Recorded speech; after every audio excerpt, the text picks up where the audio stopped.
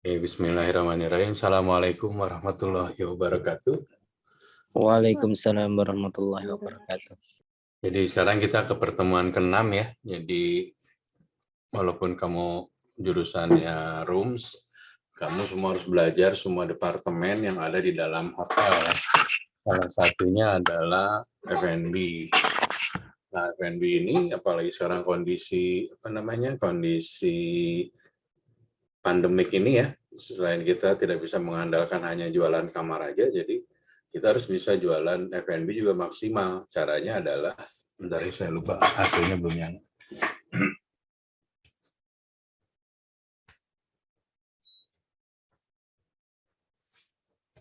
Oke, jadi sekarang beberapa hotel besar, hotel kecil waktu kemarin pandemi itu semua melakukan terobosan-terobosan ya.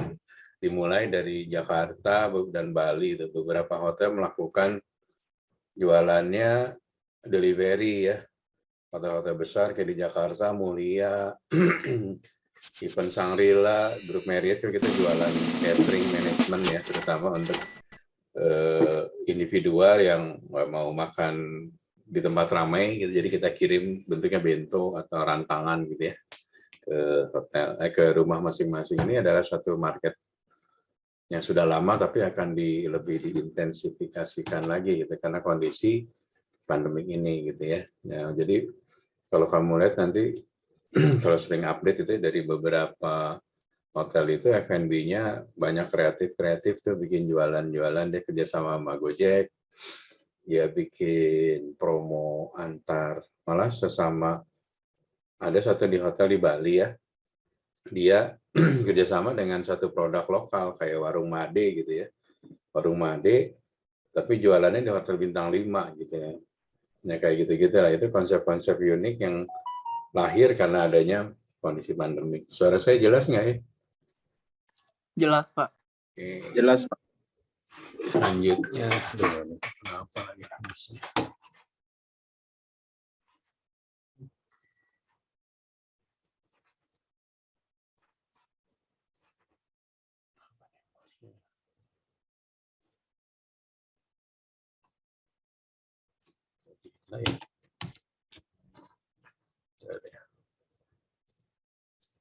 Oke, saya minta Jordi, bisa dibaca Jordi. Baik, Pak. Size and scope food and beverage operation. Food and beverage provision is simply one element of a broader hospitality industry. The restaurant and pubs, bars, and clubs sector have shown very strong growth in turnover and can be seen to be the dominant sector of food and beverage operation, as a large part of hotel turnover is dependent on room sales. The canteen and contract catering or contract food service sectors have also shown strong growth. In employment terms, restaurants are easily the largest sector, closely followed by pubs, bars, and clubs, with the hotel sector grow more slowly and the contract food service sector holding steady. Ya, jadi terutama di hotel ya, sekarang F&B juga dikasih satu target. Jadi walaupun kamu di room semua belajar tentang F&B, di mana F&B ini juga menjadi backbone dari revenue hotel. Dulunya hanya fokus di rooms, sekarang kita fokuskan termasuk F&B. Nah, creativity dari F&B tim inilah yang bisa memenangkan persaingan ya, karena sekarang udah makin susah. Oke, saya minta Bona bisa baca.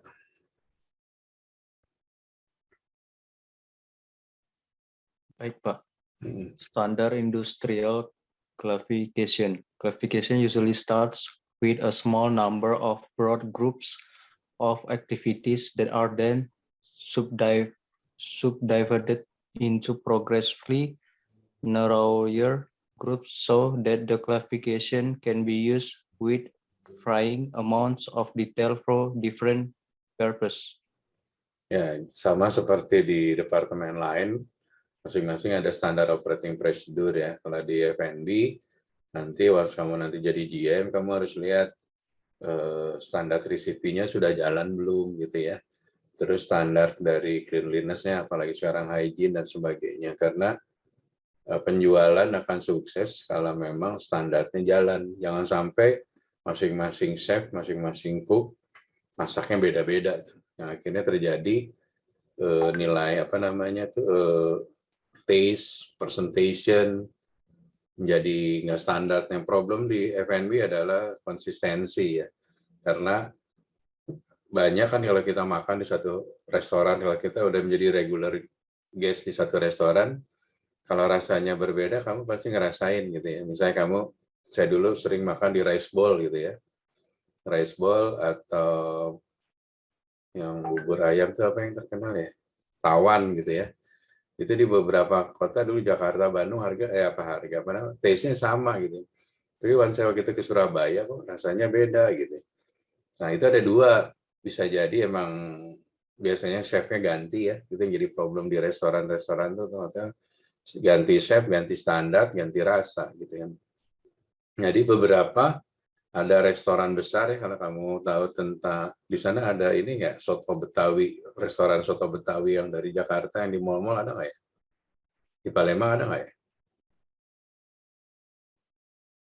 Ada nggak di Palembang? Belum ada kayaknya. Soto Betawi. Jadi kebetulan dulu tuh saya GM di Swiss Bell Pondok Indah, ownernya punya restoran soto Betawi, dia tuh punya se-Indonesia ada 20. Nah, untuk menjaga cita rasanya supaya sama, dia bikin standar receipt. Jadi dia bikin central kitchen-nya di Jakarta. Keuntungan menggunakan standar central kitchen tuh pertama kita belinya barangnya dalam jumlah besar, sekali beli cabai itu bisa sekian ton, sekian apa gitu ya, banyak, sehingga harga jauh lebih murah. Terus kedua, si chefnya akan prepare bumbunya, basic resipinya gitu. Nanti dia di packaging, dikirim ke Bali, kirim ke masing-masing unit ya. Nah, nanti kan rasanya itu akan standar, makan Jakarta atau makan di Surabaya nggak akan beda, seperti kayak McDonald gitu. McDonald se-Indonesia pasti taste-nya sama gitu, nggak ada berbeda gitu. Tapi kalau ke ASEAN yang lain biasanya ada perbedaan dari kulturnya ya, ada yang lebih manis, ada yang agak asin dan sebagainya. Lebih ke perbedaan, tapi perbedaannya sudah diidentifikasi gitu ya. Oke, sebelum saya lanjut, ada yang mau nanya nggak tentang central kitchen atau standar recipe? Ada yang mau nanya? Walaupun kamu di room, saya mungkin mau tanya tentang F&B. Kalau nggak ada, saya lanjut ya. Biasanya struktur organisasi dalam F&B departemen, hotel yang besar, biasanya F&B manager atau F&B director bisa membawahi juga kitchen. Jadi membawahi produk dan membawahi service. Tergantung dari besaran hotelnya gitu ya. Ada yang bagus, F&B director-nya background-nya dari chef gitu. Jadi dia tahu produk, tapi dia juga harus tahu servisnya gitu. Jangan sampai kadang-kadang orang produk malas jadi servisnya ya. Yang bagus kombinasi keduanya ya. Nah, biasanya di dalam F&B operation nanti kita bagi ini ceritanya di F&B di berbagai jenis industri, ada hotel, ada restoran dan sebagainya. Karena apa namanya food and beverage itu kan adanya nggak di hotel aja ya. Kamu nanti kalau kerja di perusahaan minyak ada cateringnya, itu mulai dari nyiapin bahan mentah sampai makanan jadi. Atau di rumah sakit. Nah, di rumah sakit bedanya nanti ada tambahan ahli gizi. Makanannya harus ada kadar gizinya sesuai dengan standar kesehatan ya, bedanya itu ya. Cuman kalau di hotel kan nanti lebih kerasa, kalau di hospital atau rumah sakit mungkin lebih ke standar gizinya ya. Oke, saya minta habis Bona Denny. Baik, Pak. Cost and marketing. These two terms are closely associated with the particular sector of the industry that have been identified. Cost orientation are identified particularly in the welfare sectors such as catering in prisons, for patients in hospitals. Market orientation examples are found in the hotel, restaurant, popular and fast food sector. Jadi hal yang terpenting nggak di resto atau di F&B aja, di semuanya kita harus kontrol namanya cost ya. Jadi cost dan marketing itu kurang lebih sejalan gitu ya. Jadi kita, misalnya kamu mau buka kafe atau restoran gitu kan, kamu membutuhkan investasi, nanti kamu hitung berapa nilai investasi restorannya, terus makanannya berapa, terus modal marketingnya berapa ya. Nanti dari situ kita harus bisa berhitung kira-kira berapa lama sih kita punya operation restoran itu bisa survive, bisa bertahan gitu ya, dari badai pandemik atau dari persaingan dan sebagainya. Nah, cost di dalam restoran, di dalam F&B management itu menguasai hampir 30% ya dari total biaya yang ada di F&B itu. Dan parameternya biasanya kita sebut food cost ya. Food cost di hotel itu, ada yang tahu kira-kira berapa persen? Ada yang tahu nggak? Pernah dengar nggak food cost di hotel yang bagus berapa persen? Ada yang tahu nggak?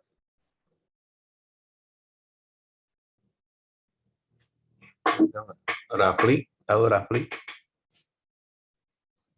Roughly, ada roughly? Bona tahu berapa persen food cost yang bagus di hotel? Mungkin 25% nggak, Pak?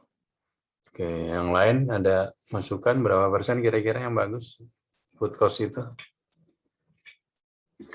Sebenarnya zaman dulu standar tuh 35% ya, tapi sekarang kondisinya sangat variatif ya. Bisa kamu kayak siapa tadi Bona bilang bagusnya 25%, fine. Kalau hotel itu misalnya punya ballroom ya, dia banyak wedding. Nah, kalau banyak wedding itu food cost-nya menjadi rendah karena jualannya banyak, bahannya tidak maksudnya bahannya bisa kita kontrol. Beda dengan kalau kita jualan à la carte ya, yang dari menu aja itu kan. Kalau dari menunya aja à la carte-nya udah rata-rata food cost-nya 40% ya. Bisa jadi karena memang daya beli. Daya beli mungkin di Palembang jualannya nggak boleh lebih dari 150.000 gitu satu main course. Nah, sedangkan cost-nya aja bisa 75, berarti kan sekitar 50%. Nah, kadang-kadang orang hanya melihat, gede banget ya 50%. 50% bisa menjadi besar, tapi bisa menjadi kecil. Tapi kalau menurut jualannya kamu 50% cost-nya, tapi volumenya banyak, why not gitu. Daripada kamu jagain cost, tapi nggak ada yang beli, juga percuma gitu ya nggak? Akhirnya kita realistis aja nih sebagai pebisnis gitu ya, kalau bikin restoran, food cost oke tinggi, tapi volumenya kira-kira gimana gitu. Tapi jangan sampai food cost-nya udah tinggi, nggak ada volume, tuh repot ya. Gitu ya. Sampai di sini ada yang mau nanya nggak? Kelasnya? Ada yang mau nanya tentang F&B? Shelly? Wah, Dania? Halo, anybody? Ada yang mau nanya? Oh, ada, saya lanjut ya. Lanjutnya, Wahdania bisa dibaca? Baik, Pak. Cost and marketing. Market-oriented business displays the following characteristic. A high percentage of fixed costs. A greater reliance on increases in revenue rather than decreases in the cost to contribute to the profit levels of the establishment. An unstable market demand for the product, more likely to have a more flexible pricing policy in order to attract customers at off-peak times. Ya, seperti saya sampaikan tadi, jadi feed cost itu atau food cost itu tidak selalu menjadi patokan keputusan ya. Kayak tadi kan bisa 25% ya karena memang banyak weddingnya gitu. Tapi kalau kita nggak punya wedding, hotelnya cost-nya tinggi, tapi kalau volumenya banyak, why not gitu. Atau kamu punya restoran, misalnya standalone restoran gitu, kamu bikin restoran atau kafe, waktu kamu mau mulai, kan kamu harus bikin analisa dulu ya, kira-kira jualan di Palembang itu anak-anak atau kelasnya milenial itu berapa sih daya belinya gitu kan. Oh ternyata daya belinya nggak terlalu besar, sedangkan kamu produknya banyak beli dari luar Palembang gitu, misalnya bahan-bahannya ya, ada yang import, ada yang dari luar negeri atau dari ini. Berarti kan kita harus berhitung nih, kira-kira jualan kita sellable nggak, bisa dijual nggak gitu, marketnya bisa nerima nggak dengan harga segini gitu kan. Nah kurang lebih seperti itu. Nah kalau kamu sekarang nih, saya suruh melakukan market survei, kira-kira daya beli masyarakat di Palembang ya untuk restoran, range-nya di harga berapa? Ada yang bisa update, ada yang bisa info? Ada yang tahu berapa kira-kira yang harganya valuable? Yang suka nongkrong di kafe? Apa nggak pernah nongkrong di kafe? Halo? Ada yang mau bisa bantu? Kira-kira harganya berapa sih di Palembang? Untuk satu menu gitu ya, produk di restoran, harga yang sellable-nya, yang economic value-nya bisa di grab sama market milenial di harga berapa? Bona? Oh, itu Ya. sekitar 20.000 ke atas, Pak. Nah, berarti kalau kamu bisa 20.000 ke atas, ya kamu harus nyari yang food cost-nya 10.000 maksimal. Kalau 10.000 aja kan, kalau ke 20.000 harga jualnya udah 50%, ya nggak? Nah, disitulah kamu harus kreatif mencari ide jualan apa gitu ya. Kembali, food cost bisa 50%, tapi kalau memang volume besar, why not gitu ya. Jadi kamu nggak boleh terpaku juga karena food cost-nya tinggi gitu ya. Tapi sellable nggak dengan 20.000 itu gitu loh. Kalau 20.000 bisa dijual, walaupun food cost tinggi, kenapa nggak daripada kita jual 35 tapi jualannya nggak ada gitu ya. Jadi please di benak kamu pastikan bahwa kamu harus tahu dulu harga daya beli masyarakat di situ, terus demand-nya polanya gimana gitu kalau kamu bikin restoran atau F&B ya. Ada yang mau nanya nggak?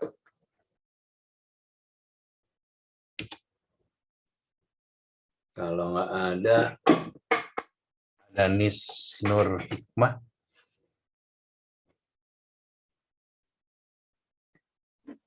Ya, Pak. Yuk, baca. Cost and marketing ya, Pak. Cost and marketing. A cost-oriented business display the following characteristic. A lower percentage of fixed cost, but a higher percentage of variable costs such as food and beverage costs. A greater reliance on decrease in cost rather than increase in sales to contribute to the budget profit levels of the establishment. A relatively stable market demand for the product, more likely to have a more traditional fixed pricing policy. Oke. Policy dari harga sama ya, nanti kamu di rooms juga kalau kamu jadi revenue manager atau sales manager, tetap kamu harus melakukan SWOT analysis dulu ya, kira-kira waktu kita buka hotel di daerah Palembang, misalnya di city Palembangnya, kamu lihat surrounding kamu tuh hotelnya rata-rata harganya berapa, target marketnya siapa, kalau government kira-kira perjalanan dinasnya dia budgetnya berapa. Nah dari situ bisa kamu menentukan kira-kira hotel apa atau restoran apa yang cocok buat kita buat ya, supaya apa yang kita bikin bisa diserap oleh market gitu ya. Oke lanjut. Nadia Ayu belum ya tadi ya? Nadia bisa baca. Baik Pak. Food and beverage management. What do managers do? For hospitality firm, there are the three main types of objectives that management must be concerned with, which are A, to ensure that the guests feel welcome. B, that facilities work for the guests. C, that the operation will continue to provide service while also making a profit. Oke, jadi walaupun kamu di rooms ya, someday kamu mungkin kita nggak tahu ada rezekinya malah kamu jadi F&B manager gitu ya. Hal-hal yang perlu diperhatikan bagi seluruh manajer pasti make sure semua waktu kita mau operation semuanya sudah ready ya. Semua mulai dari staffingnya, schedulingnya, terus supporting seperti alat kerjanya dan sebagainya ya.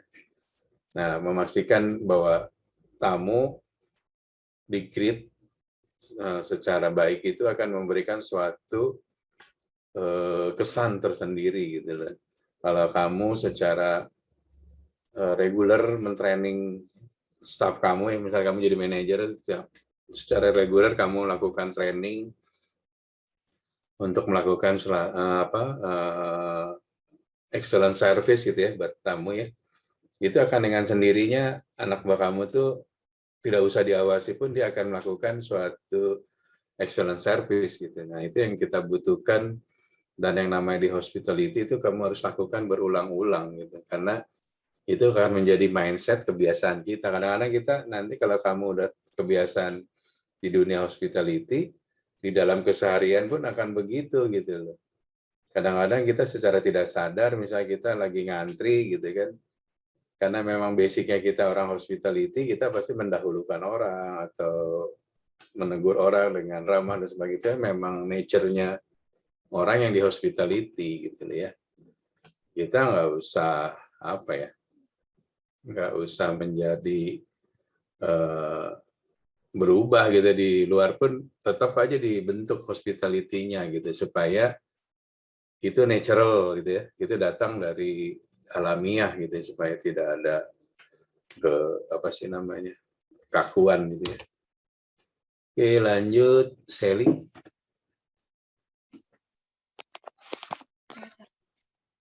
Factors that shape managers' goals include the organization's culture and structure, the economic situation, national culture, available resource, cognitive and moral rules, their own personal contribute. Ya, di dalam kondisi sekarang ini memang kan semua organisasi bisnis itu berubah ya. Yang dulunya kita jualannya modelnya manual, pakai koran, pakai paper, karena kondisi pandemik sekarang mendorong digitalisasi menjadi suatu keharusan gitu ya. Karena kondisi mengharuskan seperti itu gitu ya. Terus sekarang dengan ekonomi kita terpuruk, mau nggak mau, siapa yang memenangkan persaingan, dia akan keluar dari masalah ini. Kreativitas dituntut gitu ya. Jadi kalau kamu nanti jadi GM, jadi restoran manager, jadi front office manager, kita harus juga melihat kondisi market, economic situation. Kadang dulu bintang 5 mana mau turun harganya dari 2 juta gitu. Tapi sekarang kondisi sekarang daripada nggak diisi, buat bayar listrik, bayar gaji nggak ada, ya akhirnya harganya bisa disesuaikan dan sebagainya. Make sure kamu juga punya insting of responsibility lah ya, dari kondisi market seperti ini membutuhkan pengorbanan ya. Kadang-kadang banyak yang dirumahkan, banyak yang hanya gajinya setengah dan sebagainya. Tapi ini adalah suatu proses ya. Sekarang sih mudah-mudahan bulan Maret ini ke depan kita akan lebih pick up ya, industri hotel, industri pariwisata secara umum gitu ya. Ada yang mau nanya? Kelasnya diem aja. Ada yang mau nanya nggak? Halo? Ayo Palembang, ini aja diem aja nih, nggak ada yang nanya. Pak, yang available resort tadi itu maksudnya gimana Pak? Apa, sorry? Available resort. Yang mana ya? Itu Oh, Pak, ini yang keempat. ya. Kadang-kadang kan nanti kamu dapat satu kondisi ya, kamu sebagai manajer ya, kamu misalnya udah biasa di hotel besar gitu ya, satu saat kamu pengen dapat promosi, tapi masuk sorry to say gitu ya, ke daerah yang lebih kurang resources SDM-nya, misalnya kamu ke Papua lah gitu. Kamu harus ngebentuk trainingin orang-orang gitu, karena di sana misalnya susah nyari orang gitu, yang orang hotel gitu ya. Jadi kamu harus nyari mulai dari SMK, mulai dari kampus, terus kamu juga harus membentuk karakternya gitu ya. Kadang-kadang karakternya orangnya nggak mau kerja, males, atau keras, sedangkan di industri kita kan harus bisa senyum, terus badannya wangi, body odor dan sebagainya. Nah, ini tantangan ya kamu sebagai manajer. Sekarang mungkin kamu tidak terlalu ngalamin itu, tapi once kamu jadi manajer, kamu akan menghadapi kamu punya anak buah itu yang kemampuannya berbeda-beda. Nah, disitulah kamu sebagai seorang leader, dituntut untuk bisa membuat tim kamu bisa lebih berdaya guna. Caranya gimana? Bisa kamu ngasihin training. Kalau kamu kondisi given ya, kamu masuk, staffnya udah ada, kamu nggak bisa ngeluarin dulu nih dalam setahun gitu kan. Kamu harus review dulu, harus kamu training dulu. Mungkin kalau kontraknya udah habis, boleh nggak diterusin. Kamu cari yang lebih bagus dan sebagainya. Nah, itulah kondisi. Selain available resources dari SDM juga, kadang-kadang kamu mau bikin promo gitu ya. Kamu jadi F&B, kita kan kontaknya ceritanya F&B. Kamu mau bikin restoran kamu rame gitu kan. Kamu mau nyari musician, mungkin daerah situ susah nyari pemain musik. Kamu mau nyari tempat printing yang bagus, supaya kamu punya flyernya keren gitu. Susah. Nah, gimana cara ngakalinnya? Nah, itulah kemampuan seorang manajer tuh nanti dituntut untuk bisa kreatif. Sekarang kan banyak online ya, kamu bisa beli di online, nggak harus terpaku di daerah tersebut dan sebagainya. Gitu ya. Nah, dia ya, tadi nanya ya. Iya, Yang Pak. lain ada yang mau nanya? Yuk. Yang lain ada yang mau nanya nggak? Nggak ada. Oke, ini level-level manajemen ya, nggak di F&B aja tapi secara umum ya. Biasanya kita dari staff naik supervisor, supervisor naik ke DFB ya, biasanya junior departemen head itu biasa departemen head B. Nanti ke departemen head A, naik ke executive committee mungkin ya kalau di hotel. Nanti ke GM pun ada karir path-nya nanti ke area Indonesia dan sebagainya, atau masuk jadi ke corporate, jadi director dan sebagainya. Ini nanti kamu baca aja lah ini ya. Oke, responsibility nggak dari F&B manager aja, tapi semua manajer kita harus melakukan suatu perencanaan seperti saya sampaikan tadi. Kamu misalnya kamu jadi FOM di satu hotel, kamu waktu hari pertama masuk, kamu harus langsung review dulu tuh. Terus kamu merencanakan apa-apa kira-kira yang akan kamu buat setelah kamu mengetahui SDM-nya, produknya, hotelnya, itu roomsnya seperti apa. Baru buat keputusan, dan jangan lupa untuk memotivasi staff juga.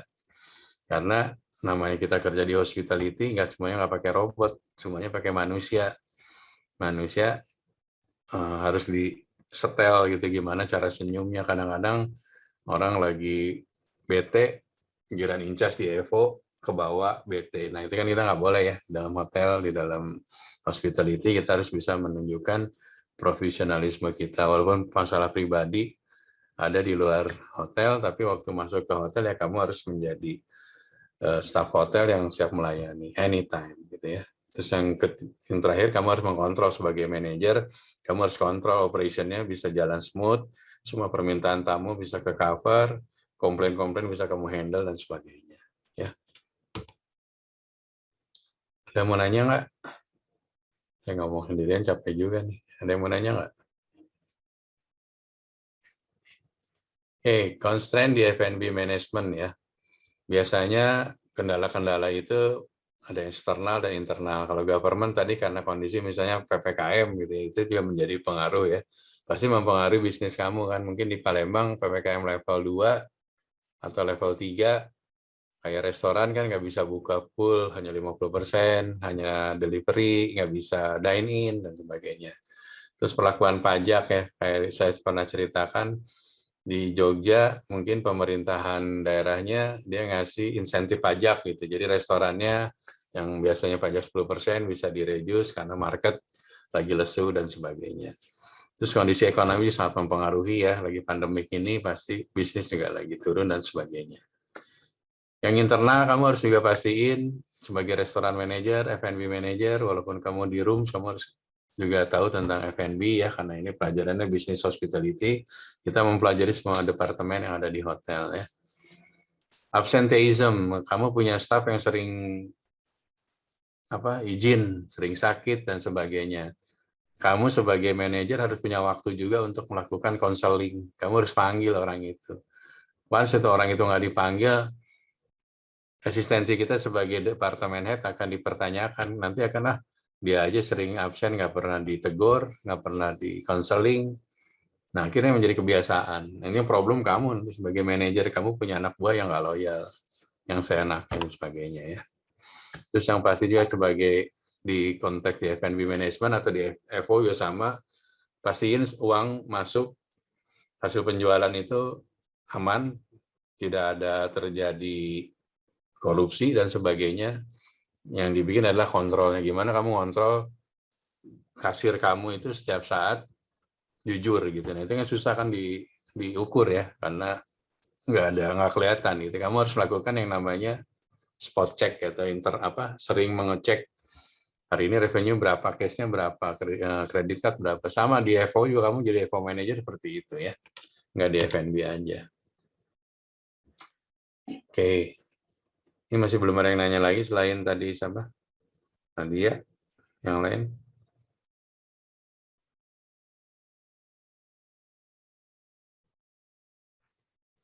Oke, kondisi kadang-kadang kita sebagai restoran manager, kita punya F&B manager, kita harus bikin suatu kalender event ya. Dalam 1 tahun ini kita mau bikin social eventnya apa aja, mau bikin packagingnya apa aja, tadi business lunch atau breakfast time gitu ya. Jadi kayak saya bikin di hotelnya setiap hari Minggu saya ngundang komunitas sepeda gitu ya.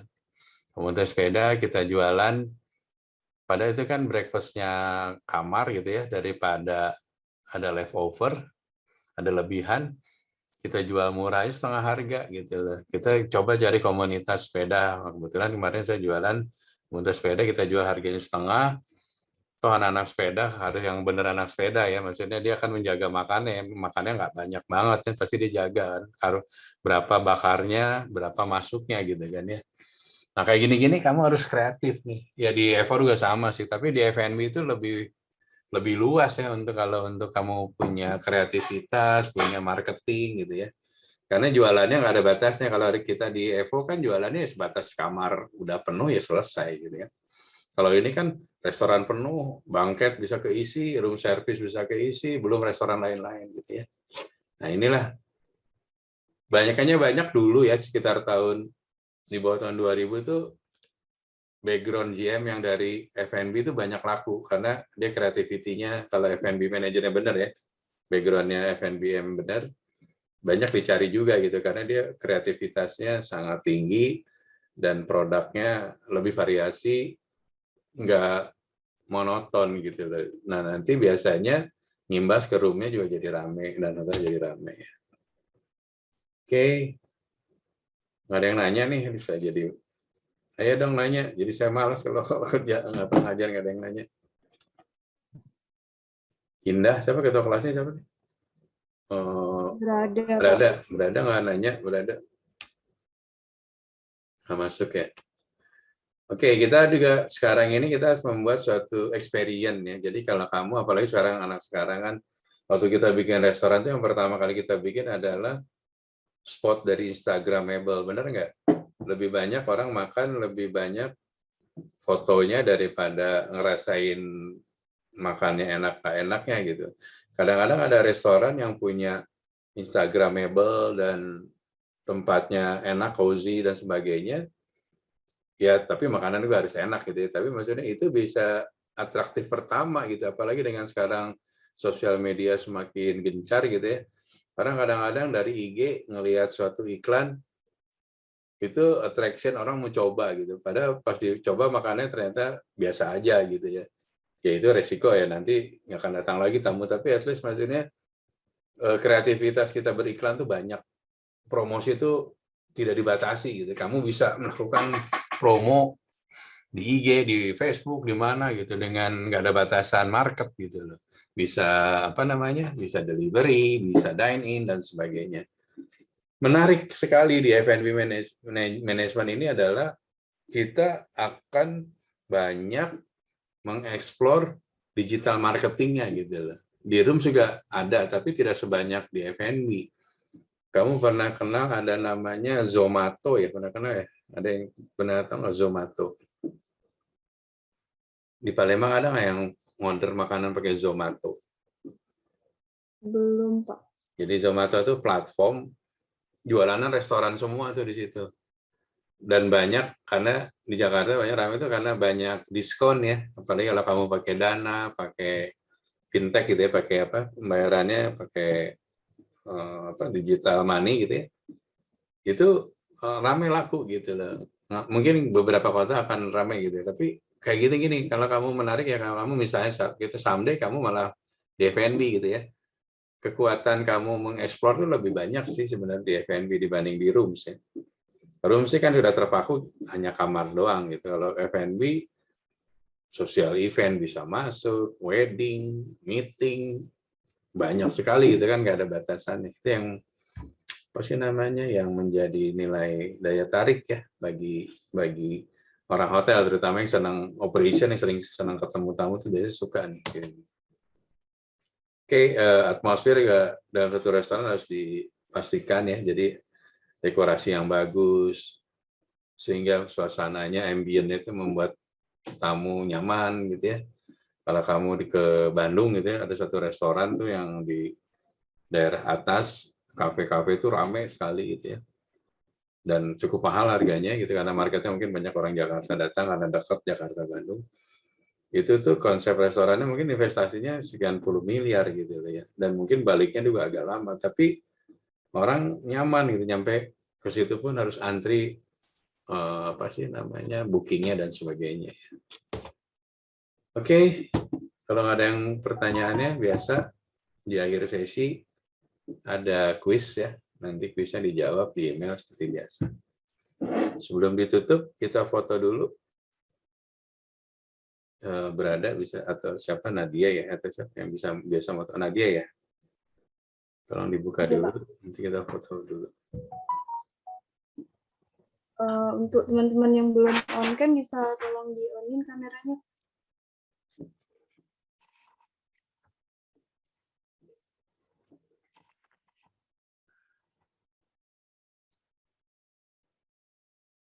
Mulai aja ya, Pak. Oke. Itu absensinya saya belum bisa buka ya, kenapa ya? Emang harus pagi atau nggak bisa di-change gitu ya? Kayaknya kalau untuk absensinya memang pagi, Pak. Tapi nanti kita bantu konfirmasi ke prodi lagi aja, Pak. Nah, yang nggak masuk siapa ya? Nah, ini ada berapa orang? Ini ada 11, Pak. Kita total 16 ya, berapa? Kita total ada 17, Pak. Berarti 6 orang nggak masuk ya? Iya, Pak. Ntar di list ini siapa aja yang nggak masuk ya? Di WA grup aja ya. Yang Iya. masuk di absen aja. Oke, kalau nggak ada lagi, thank you. Ketemu lagi kapan nih? Hari apa? Hari Jumat, Pak. Di Jumat, ya? jam 8. Oke, thank you. See you next Friday ya. Terima kasih Pak Thank you, Kak Dino. Oke.